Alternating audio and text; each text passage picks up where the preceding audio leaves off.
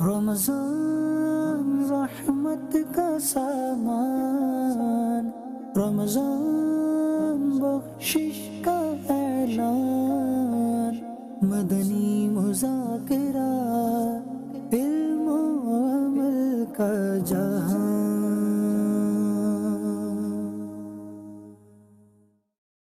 جانشینی امیر اہل سنت کی بارگاہ میں یہ سوال عرض ہے کہ کئی لوگ سلام کرنے کے بعد ایسا کہتے ہیں جنت الحلال دوزخ الحرام، ایسا کہنا کیسا؟ اور بھی کچھ ملاتے ہیں جی، بہت کچھ ملا دیتے ہیں آگے۔ تمہارے بچے جی جی جی معاذ اللہ۔ دیکھیے سلام تو ظاہر ہے کہ السلام علیکم ورحمۃ اللہ وبرکاتہ یہاں تک، ٹھیک، یہ کامل سلام ہے، یہ کامل سلام ہے، ٹھیک اس ہے، سے آگے نہ بڑھے۔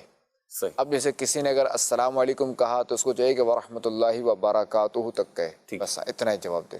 اب اگر سامنے والے نے اسی کا نہ سلام کیا السلام علیکم ورحمۃ اللہ وبرکاتہ، جی تو یہ جواب میں بھی بس وبرکاتہ تک ہی کہے، آگے نہ بڑھے۔ حضور یہ ارشاد فرمائے جیسے انہوں نے سوال میں کہا کہ ایک تو اضافہ ہے، اور اضافے میں بھی نا مذاق مسخری کی کیفیت اس والے اضافے میں پائی جاتی ہے، تو دینی شعار جو ہیں یا دینی جو چیزیں ہیں ان کے اندر اس طریقے کا پہلو نہ ہی برتیں تو اچھا ہے۔ بالکل ٹھیک، بالکل، ان کو اعلی مذاق نہ بنائے۔ اعلی مذاق نہ بنا، اگر ان کا مذاق اڑائے تو ظاہر ہے کہ کفر ہے، صحیح، تو ان کو اعلی مذاق نہ بنائے، ٹھیک، یعنی ان کے اعلی مذاق، ان کے ذریعے مذاق نہ کرے۔ صحیح، ورنہ بعض معاملوں تو ایسے ہیں کہ جیسے قرآنی آیت کے ذریعے اگر کوئی مذاق کرتا ہے تو یہ تو کفر ہے۔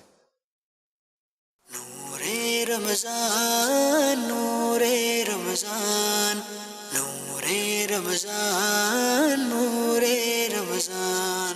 جو صبح کے وقت امیر اہل سنت حلقہ لگاتے ہیں اس کی کیا ہی بات ہے۔ نگران شورا پھر جو بیان کرتے ہیں ایک ان کا اپنا انداز ہے، جس مرید کا یہ انداز ہے اس پیر کا کیا عالم ہوگا، ہیں جی۔ اور نگران شورا بھی جو صبح مطلب پہلے ایک وہ واقعہ سنا کر تاکہ لوگ دلچسپی رکھیں، تو اس کے بعد وہ پورا بیان کرتے ہیں، پھر اس میں تربیت فرماتے ہیں، پھر اس کے بعد امیر اہل سنت دامت برکاتہم العالیہ تشریف لاتے ہیں، تو روزانہ جو ایک نئی چیز ہمیں الحمدللہ امیر اہل سنت سکھا رہے ہیں۔ وضو کے فرائض وغیرہ سیکھے، غسل کا طریقہ وغیرہ سیکھا، ہمیں معلوم نہیں تھا نماز کیسے پڑھنی ہے، نماز کے طریقہ سکھا رہے ہیں ماشاءاللہ۔ مدرسۃ المدینہ پالگان کے اندر قاعدہ درست مخارج کے ساتھ پڑھنا سکھا رہے ہیں اور بہت کچھ سکھا رہے ہیں، سنت آداب وغیرہ۔ انشاءاللہ اعتکاف کے بعد درس نظامی میں داخلہ لینا ہے۔ یہاں بہت کچھ سیکھا میں نے، جیسے کہ میرے کو نماز کے فرائض نہیں تھے پتہ، وضو کے نہیں تھے، غسل کے نہیں تھے، نماز میرے کو صحیح سے نہیں آتی تھی۔ یہ کہ یہاں پہ آنے کے بعد میرے کو نماز بھی صحیح سے آ گئی ہے۔ تراویح میں نے کبھی نہیں پڑھی تھی، تراویح پڑھنے لگ گیا، تہجد کی نماز پڑھنے لگ گیا۔ ہم اعتکاف کے لیے آئے، ہمارا نمازوں میں فرق تھا وہ بھی ٹھیک ہو گیا، عبادت بھی اچھا ہو گیا۔ ہم تہجد پڑھتے ہیں، اشراق پڑھتے ہیں، تراویح پڑھتے ہیں، 5 وقت تکبیر اللہ سے نماز پڑھتے ہیں۔ محمد صلی شریف ادھر ہی آ کے سجایا۔ میں پاکستان کے مختلف شہروں میں گیا ہوں، مختلف دعوتیں کھائی ہیں، لیکن جو دعوت اسلامی کا مینجمنٹ کا نظام میں نے دیکھا ہے وہ میں نے کہیں نہیں دیکھا۔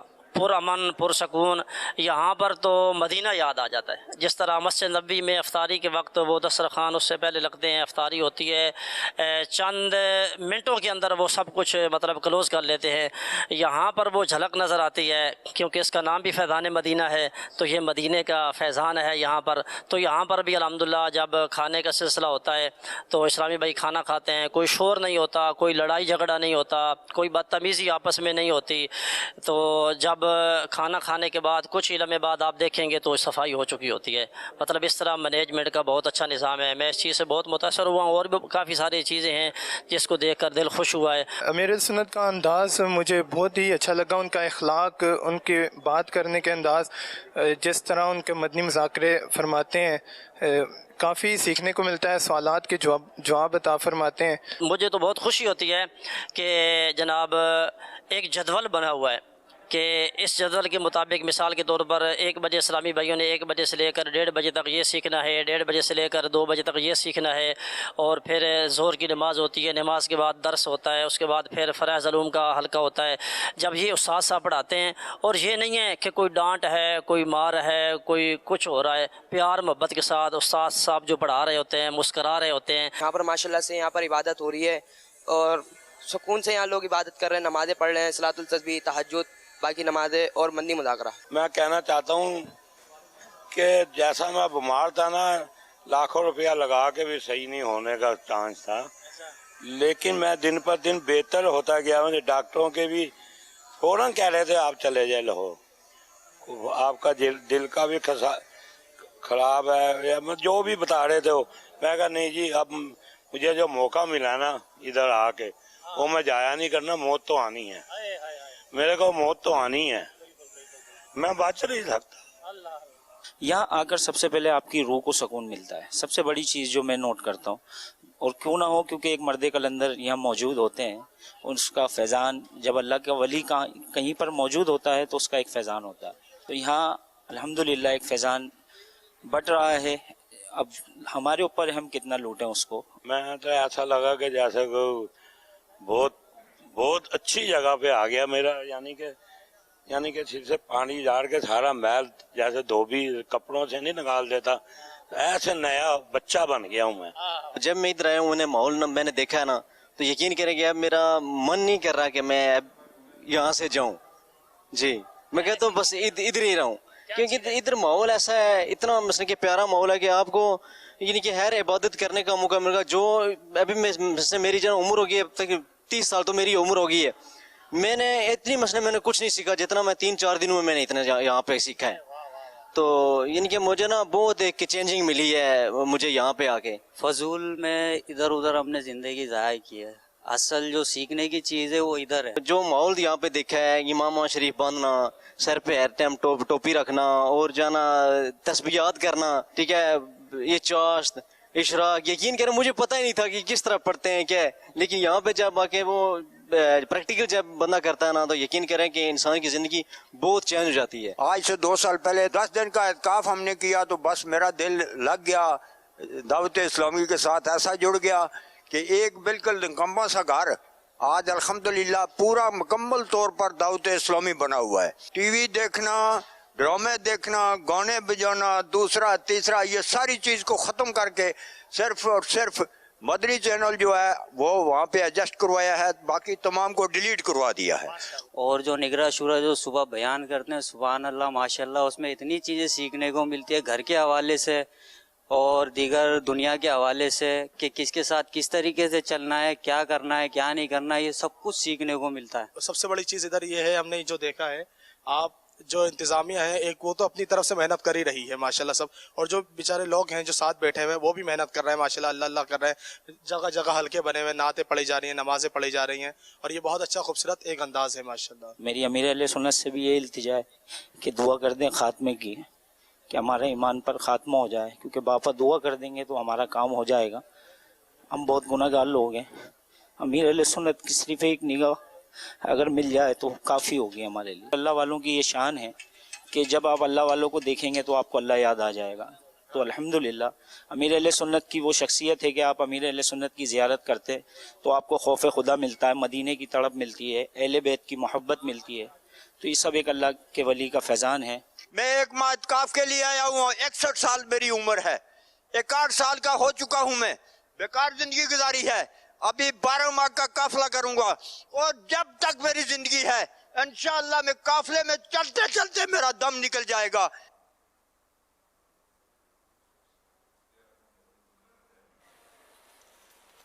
अल्हम्दुलिल्लाह रब्बिल आलमीन वस्सलातु वस्सलामु अला खातमिन नबिय्यीन अम्मा बअद फअऊज़ु बिल्लाहि मिनश शैतानिर रजीम बिस्मिल्लाहिर्रहमानिर्रहीम सलातु वस्सलामु अलैका या रसूलल्लाह व अला आलिका व सहाबिका या हबीबल्लाह सलातु वस्सलामु अलैका या नबी अल्लाह व अला आलिका व सहाबिका या नूर अल्लाह।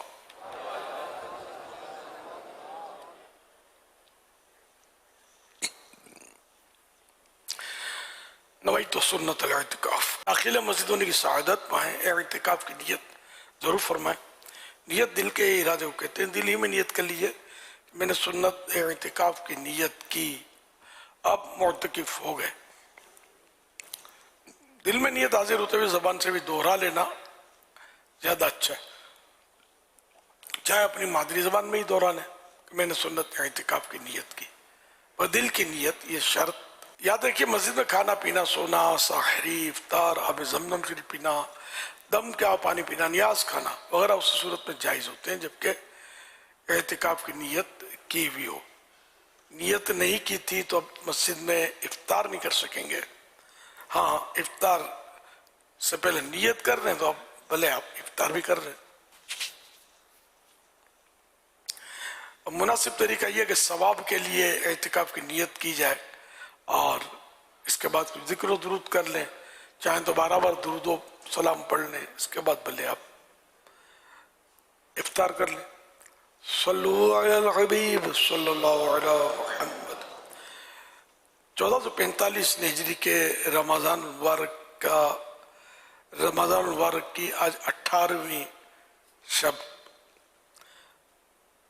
کی مناسب نسبت سے ضیاء درود سلام پیج نمبر 5 سے فرمان آخری نبی صلی اللہ علیہ وآلہ وسلم نمبر 18۔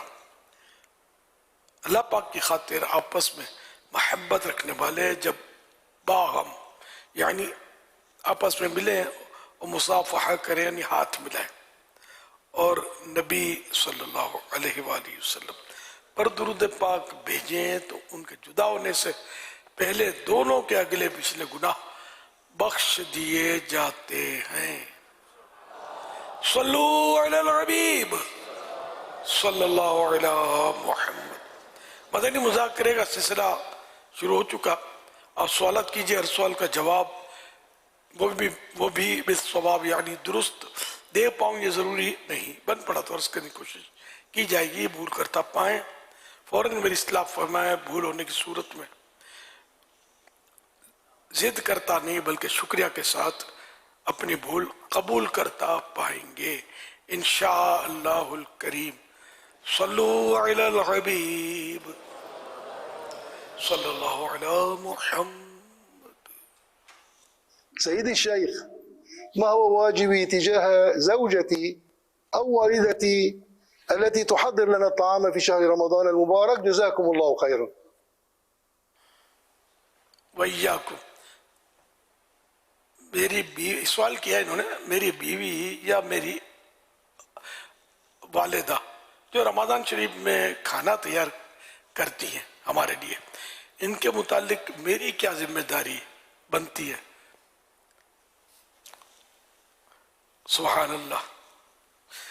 ماں بھی پکاتی ہے، کبھی بچوں کی امی پکاتی ہے تو کبھی بہنیں پکاتی ہیں، تو جو بھی پکاتی ہیں تو ان کے ساتھ مطلب آرڈر دینے والا انداز نہ ہو، بلکہ ایک تو یہ کہ ان کا واقعی احسان ہے کہ یہ اس طرح پکا کے کھلاتی ہیں، مزید یہ کہ جس سے جتنا بن پڑے ممکن ہو، ضرورت ہو تو ان کا ہاتھ بٹائیں۔ ہاتھ بٹانا یہ اس میں کوئی اپنی توہین نہیں ہے بلکہ اچھا کام ہے، اور جو کام کرتی ہیں ان کی دل جوئی ہے، حوصلہ افزائی ہے۔ تو بعض جو اچھے ذہن کے ہوتے ہیں، خوش طبیعت، تو وہ تو ہاتھ بٹاتے ہوں گے، ان کا حوصلہ بڑھاتے ہوں گے، لیکن بعض بد مزاج ایسے بھی ہوتے ہوں گے، شاید ایسو ہی کی کثرت ہو تو بھی تعجب نہیں، تنقید کرتے ہوں، صحیح پکاؤ، یہ یوں کرو تو یہ یوں کر دو، دیکھو نمک زیادہ نہ چلا جائے، دیکھو مرچیں کل بہت تھی، میرا منہ جل گیا، اب مرچیں صحیح کرنا، چولہا درمیانہ رکھو نہیں تو وہ جل جائے گا، اس دن جل گیا تھا کھانا۔ اب اس طرح کی تنقید کریں گے تو ظاہر ہے کہ وہ ان کے لیے پریشانی کا باعث ہوگا اور دل شکنی کا سبب۔ تو ایسا نہیں کرنا ہے بلکہ حوصلہ افزائی کرنی ہے، جو اچھی چیز ہے اس کا اچھا کام ہے اور ہاتھ بٹانا ہے۔ صلو علی الحبیب صلی اللہ علی محمد۔ پیارے امیر اہل سنت، میرا آپ کی بارگاہ میں یہ سوال ہے کہ اگر کوئی اسلامی بھائی نیند کی شدت کی وجہ سے افطاری سے پہلے سو جائے تو افطاری کے گھنٹے بعد آنکھ کھولے تو ان کی افطاری پر یا روزے پہ تو کوئی اثر نہیں پڑے گا؟ آپ اس کے بارے میں کچھ مدنی پھول ارشاد فرمائیے۔ افطاری پر تو اثر پڑے گا نا، ٹھنڈی ہو جائے گی، بھوک بڑھ جائے گی شاید، ہے نا۔ ویسے شرعاً ایسا ہے کہ جب افطار کا ٹائم یقینی طور پر ہو گیا تو اب افطار کر لے، بلا وجہ تاخیر کرنا، لیٹ کرنا، یہ مکروہ ہے، مکروہ تنزیہی، ناپسندیدہ ہے۔ اب اگر کسی نے اس پر عمل نہیں کیا اور لیٹ کر دیا تو گناہ گار نہیں ہے۔ سونے کا مشورہ نہیں دوں گا، تراویح بھی تو پڑھنی ہے نا، تو سو جائیں گے مغرب کے بعد تو تراویح کا کیا بنے گا؟ پھر عشاء کی جماعت بھی نکل جائے گی۔ تو جتنا سونا ہے نا، فجر پڑھ کے، اشراق چاش پڑھ کے ممکن ہو تو وہ سو لیا جائے، یا پھر یہ تراویح کے بعد تلاوت وغیرہ کر کے جو اپنے نفلی عبادت اب کرتے ہوں تو وہ کر کے سو جائیں، مدنی مذاکرات سنتے ہوں تو یہ سننے کے بعد سو جائیں، کچھ دن کو سو لیں، کچھ رات کو سو لیں۔ تو اس طرح مطلب جو اپنی عبادات جو ہیں یہ متاثر نہیں ہونی چاہیے۔ سونے کا ٹائم تو ملتا رہے گا، ان دنوں غالباً رمضان میں چھٹیاں تو اپنے مدارس سے چھٹیاں ہوتی، اسکول کی شاید نہیں ہوتی ہے۔ اللہ اللہ اللہ، صلو علی الحبیب صلی اللہ علیہ محمد۔ پاپا یہ ذیشان خان سوال کر رہے ہیں، یہ کہہ رہے ہیں کہ سویٹس بیکری اور دیگر دکانوں کے نام مقدس نام پر رکھنا کیسا ہے، اور پھر اسی نام کی شاپ پر مٹھائی کے ڈبے ہوتے ہیں، کیا یہ درست ہے؟ اگر کسی کی دکان مبارک نام پر ہے اور شاپر وغیرہ سے بے احتیاطی ہوتی ہو تو انہیں کس انداز سے سمجھائیں؟ دیکھو جہاں تک شرعی حکم ہے تو جائز ہے، لیکن اس میں بعض وقت بدمزگی اس طرح ہوگی کہ وہ جو مقدس نام والا اسٹور یا مقدس نام لے کر وہ بیکری یہ بالکل لوٹتا ہے، اس کی چیزیں رف ہوتی ہیں، تو یہ ایک پریشان کن بات ہوگی کہ عمدہ نام لے کر پھر مطلب یہ کہ مذمت، تو لوگ یہ کر رہے ہوتے ہیں غالباً، تو یہ اچھا نہیں لگ رہا۔ دوسرا یہ کہ واقعی اس کے پیپرز پر، اس کے لیبل پر اور شاپر پر یا ڈبوں پر بھی مقدس نام لکھے ہوتے ہیں، اور عموماً ادب ان کا نہیں کیا جاتا، تو اس لیے بھی مطلب ہے کہ مقدس نام ہو تو نہ رکھے جائے۔ میرا تو پرانا واقعہ، میں نے قادری اگربتیاں بیچی تھی، بناتا تھا میں، تو اگربتی قادری اگربتی اپنا نام رکھا تھا، تو وہ پیکٹ ایک بار میں نے گلی میں راستے میں دیکھ لیا گرا ہوا، بہت چھوٹے پیمانے پر گھر میں بناتے تھے ہم، اور 2-4 دکانوں پر سپلائی کرتا تھا، اور خود اپنے بیگ میں لے کر میں پھیری کرتا تھا، بیچتا تھا۔ تو وہ میں نے قادری اگربتی کا پیکٹ زمین پر دیکھ لیا، جس پر یعنی کیا کہوں کہ وہ جیسے عام چیزوں پر پاؤں پڑ جاتے ہیں لوگوں کے، میرا ماتھا ٹھنکا، عقل آئی کچھ، میں نے کہا یا اللہ، اگر غوث پاک نے پکڑ لیا مجھے قیامت کے دن، یوں بڑا قادری بنتا تھا، میرا عقیدت مند بنتا تھا، اور میرا نام تو کیش بھی کرتا تھا، میرے نام کو روڈوں پہ ڈلواتا تھا، نہ بابا، میں نے تو وہ ترکیب بنا لی اور قادری کی قومی کروا لیا، اس کا جو بھی خرچہ ہوتا ہے جسے کرنا پڑتا ہے وہ، تو وہ قادری کی وجہ میں نے قومی اگربتی نام کروا لیا۔ یار یہ قادری تو بہت گڑبڑ ہو گئی ہے، رانگ نمبر لگ گیا۔ اب ایسا احساس ذرا سب کو تو ہوتا نہیں ہے۔ اس کے بعد پھر میں نے اس طرح کے ناموں کے بارے میں سمجھانا بھی شروع کر دیا کہ یار مدینہ نام رکھتے ہیں تو کیا کیا نام رکھ رہے ہوتے ہیں اپنی چیزوں کا، اور پھر معیار بھی تو ٹھکانہ خود اپنا نہیں ہوتا معیار کا، تو پھر لوگ بولے کہ یار نہیں مدینہ نہیں چاہیے، وہ پھولا ہے نا جو وہ لے لو، تو یہ بھی مزہ نہیں آتا نا۔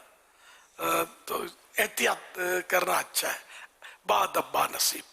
اور پھر شاپرز ہو رہی ہے اس طرح کی چیزیں جان بوجھ کر بے ادبی کی جگہ ڈالے گا تو پھر ہو سکتا ہے گناہ کی بھی صورت تو بنتی نظر آتی ہے۔ اب عبداللہ نام رکھا تو لفظ اللہ تو موجود ہے نا اس میں، تو یہ اس کو ہمت کیسے ہوگی کہ یوں ہے نا، تو کیا ہی جا رہا ہوتا، پتہ ہی نہیں ہے لوگوں کو، سوچ ہی نہیں پڑتا، سمجھ ہی نہیں پڑتے۔ بادبا نصیب، اللہ پاک ہم کو بادب رکھے اور بادبوں کی صحبت نصیب کرے، بے ادبی اور بے ادبوں کی صحبت سے بچائے۔ صلو علی الحبیب صلی اللہ علیہ محمد۔ محمد خورشید سوال کر رہے ہیں، کہہ رہے ہیں ایک مسجد میں ایک بار جمعہ شروع ہو گیا تو کیا جمعہ اس مسجد سے ختم بھی کیا جا سکتا ہے؟ وجہ ہو نا، اب اس کو کیوں ختم کرنے کی کیا وجہ ہو رہی ہے؟ اگرچہ کہ جمعے کے اپنے شرائط ہیں، اپنے معاملات ہیں جو بھی ہیں، تو اس کے بنیاد پر ہی جمعہ قائم ہوتا ہے. جمعے کے لیے مسجد شرط بھی نہیں ہے، تو مسجد کے بغیر بھی جمعہ ہو سکتا ہے، لیکن اب یہ کیوں وہاں پر ختم کر رہے ہیں؟ اس کی کوئی بنیاد معلوم ہونی چاہیے. صورت یہ ہو سکتی ہے کہ اب مل جل کر چھٹی مسجد والوں نے یہ طے کیا کہ بھائی میدان میں جمعہ قائم کریں گے. شرط مسجد تو واقعی نہیں ہے، جو دیگر شرائط ہیں. تو اب یہ کہ سارے اس مسجد میں ختم کر کے وہاں میدان میں جمعہ پڑھیں، یا یہ کہ کوئی بڑی مسجد تعمیر ہو گئی اور اتفاق رائے سے چھوٹی چھوٹی مسجدوں میں جمعہ کرنے کے بجائے کہ گیدرنگ زیادہ ہے تو یہاں جمعہ اور عید فلاں مسجد میں اب کیا کریں گے، یہ صورت سمجھ میں آتی ہے. حرج ہاں تو ہوتا نہیں ہے اس طرح، لیکن ہو تو حرج نہیں ہے اس کے اندر. یہ تو ہوتا ہے کہ بعض مسجد میں جمعہ نہیں ہوتا، وہاں کوئی بڑی مسجد موجود ہوتی ہے نا، اس میں ہوتا ہے.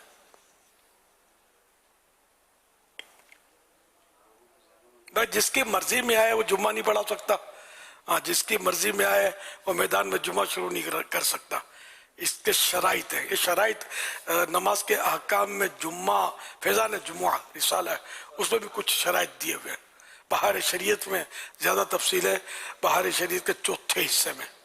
یہ پڑھے بغیر علماء کے مشورے کے بغیر جمعہ، یعنی ایک شرط اس میں یہ بھی ہے کہ جمعہ جو پڑھا سکتا ہے اس کے لیے مطلب حاکم اسلام ہو یا اس کا معزون، یعنی حاکم اسلام نے جس کو اجازت دی ہو وہ پڑھا سکتا ہے.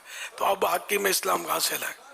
وہ تاریخ کا حصہ بن گئے، کتابوں میں لکھا ہوا ہے.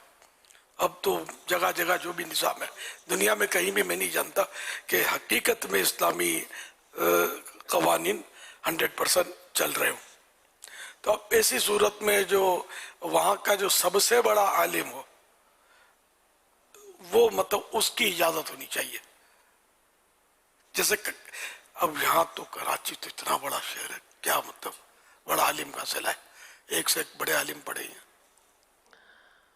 اب جس کو وہاں اکثریت بڑا علم کہے، ورنہ تیسری صورت پھر یہ ہے کہ اگر یہ بھی ممکن نہ ہو تو پھر متفقہ طور پر جو وہاں کے لوگ مل کر جس کو امام مقرر کر لیں تو پھر وہ بھی امام ہو سکتا ہے. عالم کی اجازت ہو، ہے نا. اب یہ بھی نہیں ہے صورت، تو اس مسجد میں نماز پڑھنے والے جس کو مقرر کر لیں کہ یہ ہمارا جمعہ پڑھا ہے. باقی اکثریت والا تو جو ہے نا یہ تھوڑا، اب اکثریت تو میرے ایسا ان پڑھ آدمی کو کھڑا کر دے گی. اتنی ساری مخلوق کتنی ہے اپنے پاس، لیکن ماشاءاللہ ہمارے پاس ایک سے ایک علماء سنیوں میں ایسے ہیں کہ دیوار یعنی ستون کو کہتے ہیں یہ سونے کا تو سونا ثابت کر دیں اس کو. یہ مبالغہ ہے، مطلب مبالغہ ہے. ایسے سے اہل علم الحمدللہ ہمارے یہاں پڑھے ہیں. اب کسی کا نام ہو جاتا ہے، نام بہت بڑا ہوتا ہے، بہت بڑا نام، اور عمر بھی بڑی ہوتی ہے، لیکن علم کے مقابلے میں دوسرے علماء اس سے بڑھ کر ہوتے ہیں، ہے نا، ذی علم. تو یہاں مراد بڑے عالم سے مراد قد کاٹ والا بڑا نہیں، علم جس کے پاس زیادہ ہو. صلو علی الحبیب صلی اللہ علی محمد. عبداللہ طاری راولپنڈی سے کر رہا ہوں. میرے اہل سنت کی بارگاہ میں عرض ہے کہ اپنے سینے کو رازوں کا قبرستان کیسے بنائیں اور کہاں کیا بولنا ہے، اس کے بارے میں رہنمائی فرما دیں. سینے کو رازوں کا قبرستان،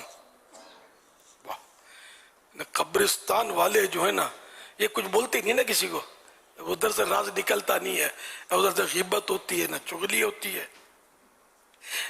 نہ دل آزاری ہوتی ہے. قبرستان سے تو کوئی نکل کر کچھ بھی نہیں بولتا کسی کو.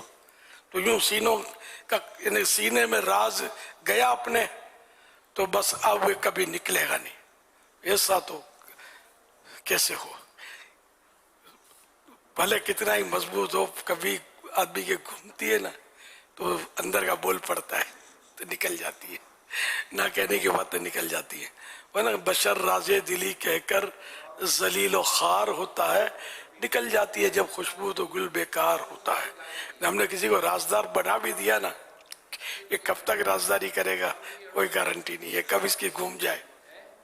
اچھا پھر ایک صورت اور آتی ہے کہ اس کی نہ گھومتی ہے نہ پھرتی ہے، کبھی ایسی کیفیت دماغی ہو جاتی ہے، کوئی سا مرض بھی آتا ہے.